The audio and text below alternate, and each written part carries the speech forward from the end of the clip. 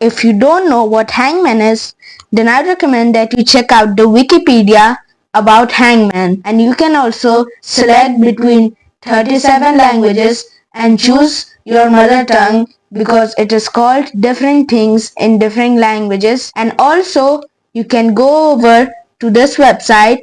The link is provided in the video, and you can play the Hangman game on your own to check out how it works. So you have to guess letters like so, and if you keep getting it wrong, the Hangman figure is going to start getting drawn, and if you guess the right letter, then the underscores are replaced with that letter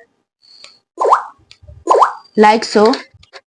And now if I get a single one wrong, then the Hangman right over here is going to die. So let's guess L, and it was in the word. U, that was also in the word. V, so I think the word is valuation, and our guy was saved and he did not die. But let's say you get all of them wrong like so, then our guy will die. Now I recommend that you go to draw.io and create a diagram of how you are going to come across this problem.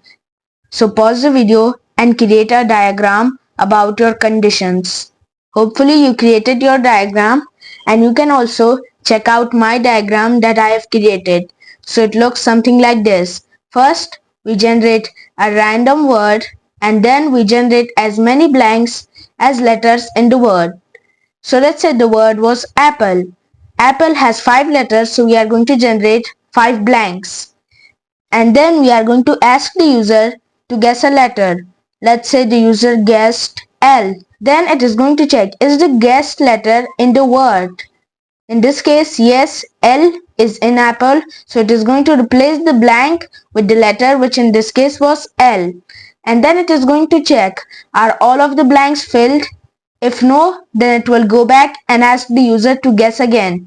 But let's say instead of L, the user guessed something like Z. Now Z is not an apple, so the user is going to lose a life, and then the program will check if they have ran out of lives. If they haven't, then it will go back and ask the user to guess another letter till the user has either ran out of lives or they have filled all of the blanks.